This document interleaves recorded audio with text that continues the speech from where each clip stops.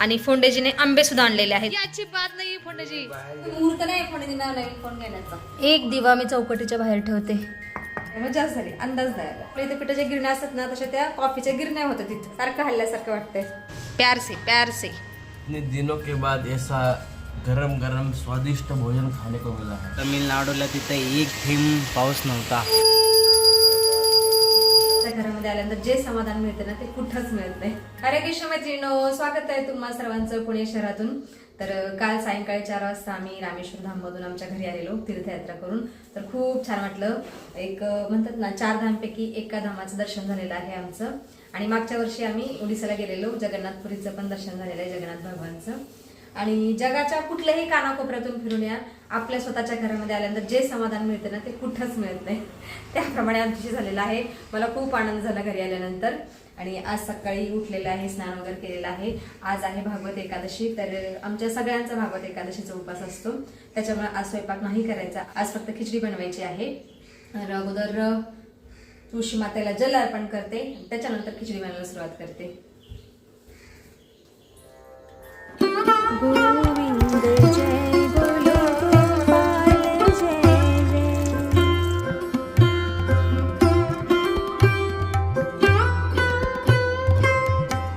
बाहेर काळं भोर आभाळ आलेलं आहे आणि वातावरण पूर्ण पॅक झालेलं आहे. असं वाटतं जोराचा पाऊस येणार आहे.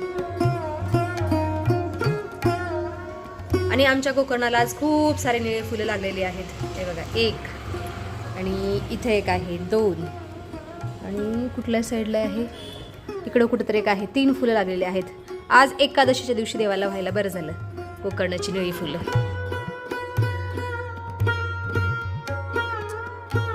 आता मी खिचडी बनवत आहे आणि फोंडेजी देवपूजा करत आहेत. हे काय फोंडेजी देवाला नैवेद्य. तिचे खाली जल ठेवा, थोडस चौकन करा. फोंडेजींना आज ऑफिसला जायचं आहे, त्याच्यामुळे घाई घाईत आहेत फोंडेजी. आणि हे बघा, हा शंख आम्ही श्री रामेश्वर धाममधून आणलेला आणि हा शंख खूप छान वाजतो. मी तुम्हाला आज वाजवून दाखवते. स्वाहा.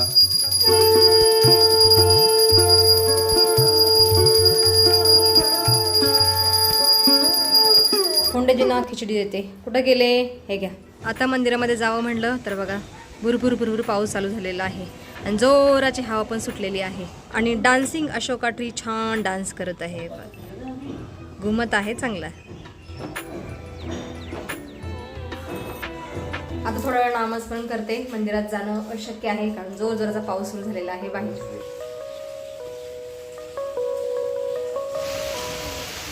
बघा मित्रांनो, किती जोराचा पाऊस चालू झालेला आहे आमच्या इथं. आम्ही गेलो होतो तमिळनाडूला, तिथं एक थेंब पाऊस नव्हता.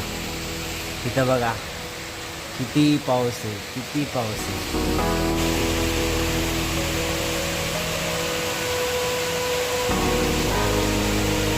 फोंडेजी भाजीला आणा आणि आंबे पण आण. आंबे पण आणा. पावसात आंबे.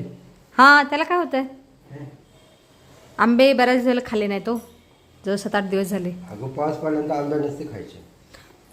चांगले आंबे आणायचे फोंडेजी, काय नसतं त्याच्यामध्ये. आंबे आणायला सांगितले तर बहाणे करतात. चांगले नसत म्हणतात पावसाळ्यात आंबे. आता चांगल्या क्वालिटीचे बघून आणा, केशर आंबा वगैरे चांगले असतात. अगं आपण साधे पाले खातो, हापूस आंबा केशर असंच खातो. बरं जाऊ द्या, गाडी हळू चालवा पाऊस पाण्याचं. प्रवासावरून आलेल्या कालच्या बॅगा मी इथंच ठेवलेल्या आहेत आणि माझे कपडे मी फक्त धुलेले आहे सगळे.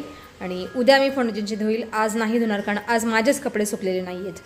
असे मला थोडे थोडे कपडे धुवावं लागत आहेत. एवढं गरजायला सुरुवात झाली ना, बाहेर भयंकर गर्जना सुरू झालेली आहे आकाशाची, ढगांची. त्याच्यामुळे कपडे कालचे सुकले नाहीत, तर आज मी धुणार नाहीये कपडे. मग माझा दादू कितने दिनों के बाद ऐसा गरम गरम स्वादिष्ट भोजन खाने को मिला है. हा, वाह तुला तर चल म्हणलं होतं, तू आला नाही. वाह. हा, कसं चल, कसं चल, आपलंच आहे का सगळं. अरे मग परीक्षा होती तुझी त्याच्यामुळं नाही. ठीक आहे, जाने दो, बाद में जाना. कसं वाटलं बाळा तुला? आम्ही नव्हतो 5-6 दिवस.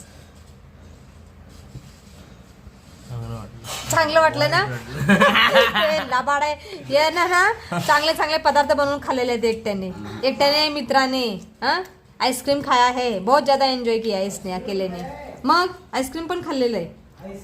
हो हा हा 2 डब्बे. हो हे बघ एवढं खाल्लेलं दादूने. 2 डब्बे. हो क्या कर सकते. खिचडी खालो. नाही सापे हा, बघा. खाल्लं पण नाही. आपण खाल्लं का तिथं काय आपण आईस्क्रीम वगैरे नाही खाल्लं. तिथं तर आपण एवढी प्युअर गरमी असून सुद्धा नाही खाल्लं. नाही खाल्लं. आपण साऊथ इंडियन फूड खाल्लं तिकडचं. चला मी आता फलार खाते. शिट. आणि मणा साबुदाणा खिचडी खात आहे आता. येस. खालो. आणि आज या साबुदाणामध्ये हा खूप सारे स्टार्च आहे. बटाटा घातलेला आहे. बटाटा.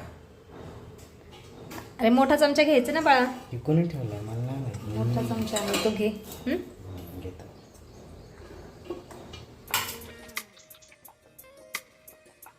आत्ता दुपारचे 1:30 वाजले आहेत आणि मी थोडीशी घराची साफसफाई केली आणि 2-3 बॅगा सुद्धा धुलेल्या आहेत. थोडंसं बाहेरचं वातावरण उघडलेलं आहे. थोडंसं हलकंसं ऊन पडलेलं आहे. दादूला म्हणलं या बॅगा मी धुलेल्या आहेत 2-3 त्या टेरेसवरती सुकायला टाकू नये. आणि पाऊस जर पडायला लागला ना आठवणीने घेऊन ये. नाही आठवणीने घेऊन ये. पाणी गळतं त्याच्यातून हळूहळू. आता राहिलेल्या उद्या 2 धुवून टाकते बॅगा.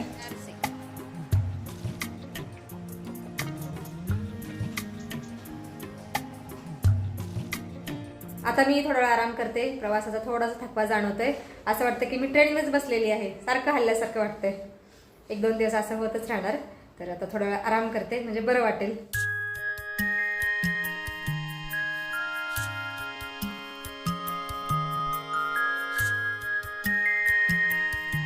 सायंकाळचे 5 वाजले आहेत आत्ता. दुपारी मी थोडा वेळ आराम केला आणि आता मी कॉफी बनवून पिते.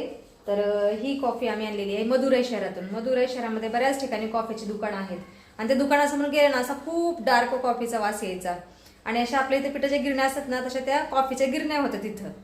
तर म्हणलं बघूया 100 ग्रॅम घेतलेली भीत म्हणलं नाहीच पिणं झालं, नाहीच वेगळी कडू लागली तर काय करायचं. म्हणून 100 ग्रॅम कॉफी घेतलेली आहे आणि 100 ग्रॅम कॉफीची किंमत आहे फक्त 90 रुपये. म्हणजे एवढी स्वस्त कॉफी आहे तिकडे. तर काल आलेल्या मी कॉफी बनवून पिली. जशी आपली रेग्युलर कॉफी असते ना ब्रू कॉफी वगैरे तर त्याप्रमाणे मी काय केलं कपामध्ये थोडीशी कॉफी टाकली आणि त्याच्यामध्ये साखरेचं दूध ओतलं गरम दूध.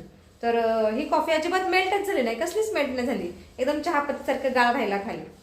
मग आज थोड्याशा वेगळ्या पद्धतीने बनवून बघते. चहासारखी साखर आणि कॉफी टाकून उकळवते कॉफी ही आणि त्याच्यानंतर दूध ओतते याच्यामध्ये. चहाप्रमाणे बनवून पिते. बघू कशी बनते ती. या भांड्यामध्ये मी चवीनुसार साखर घातलेली आहे आणि याच्यामध्ये मी कॉफी भरून ठेवलेली. 100 ग्रॅमचं पॅकेट होतं पण आल्या याच्यामध्ये भरून ठेवलं.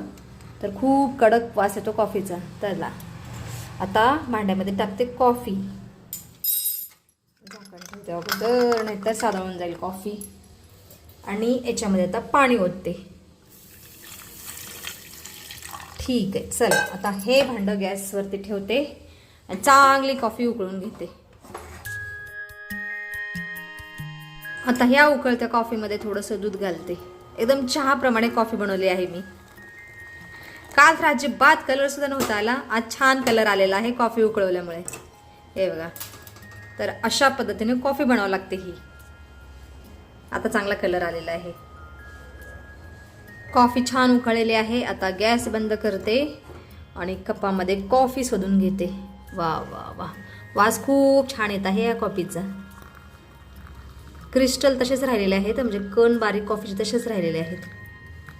काय माहित. हे बघा दिसत का मागे कण. तर हे कण असेच राहतात वाटतं कॉफीचे. वेगळ्याच प्रकारची कॉफी आहे ही. हे बघा चहापत्तीसारखे कण राहिलेले आहेत. क्या हे करे. मला वाटतं ही अशीच असते कॉफी. चलता आहे चलो. बाप रे बाप अक्षरशः मोठा कप भरून कॉफी झालेली आहे आज. आज एकटीच कॉफी एन्जॉय करते. दादूला विचारलं कॉफी प्यायची का. दादू झोपेत आहे. तो बोलला नाही. मणा बोलला नाही. म्हणलं ठीक आहे मीच आज एकटी एवढी कॉफी मस्त करते.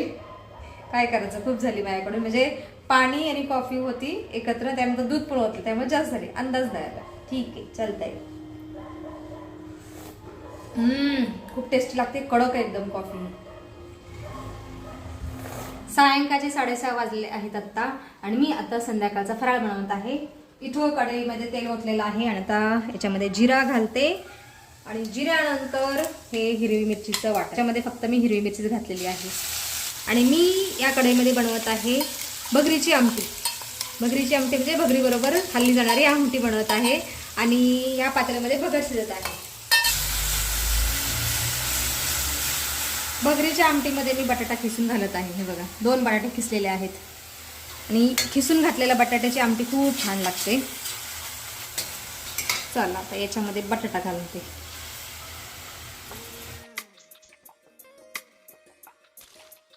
दादू आता सायंकाळची पूजा करत आहे आणि मना पण बसलेला आहे त्याच्याबरोबर पूजा करायला. एक दिवा मी चौकटीच्या बाहेर ठेवते. गोविंद जय बोलो गोपाल जय जय राधा हरी गोपाल जय जय.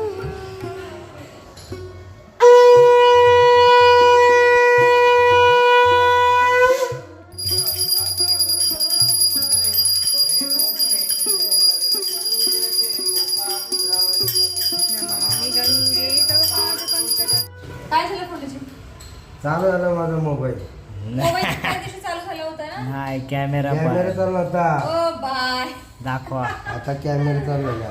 मला वाटलं याचा फोन बंद पडला, म्हणजे फोन चालू झाला पण कॅमेरा बंद पडला. आता फोनची नवीन फोन घेतील पण नाही, चालू झाला कॅमेरा. काय आहे होते का नाही? मला वाटतं मुहूर्त नाही फोनची नवीन फोन घेण्याचा. चालूच होतोय तो फोन. 2 वेळेस पाण्यामध्ये पडला. फोन हा. आता मी थोडं श्री आमच्या इथे माणस वाचत बसते. दुपारी वाचायचं होतं पण आराम केला. आता वाचते 1 तासभर श्री आमच्या इथे माणस. ओ टीबी प्रबदला गही जाहू आय शरण तजऊ नहीं ताहू सन्मुख होई जीव मोहि जबही जन्म कोटि अगना सहित बही. ज्याने कोट्यावधी ब्राह्मणाची हत्या केली असेल तोही शरण आल्यास मी त्याचा त्याग करीत नाही. ज्या क्षणी जीव मायासमोर येतो त्या क्षणी त्याचे कोट्यावधी जन्मांचे पाप नष्ट होते. किती छान श्लोक आहे हा, खूप सुंदर. आम्ही आता फराळाचं खायला बसलेलो आहोत. फराळामध्ये मी भगर आणि बटाट्याची आमटी बनवलेली आहे आणि फोंडेजीने आंबे सुद्धा आणलेले आहेत, ते सुद्धा चिरून घेतलेले आहेत. म्हणा ले लो पुत्र खा लो.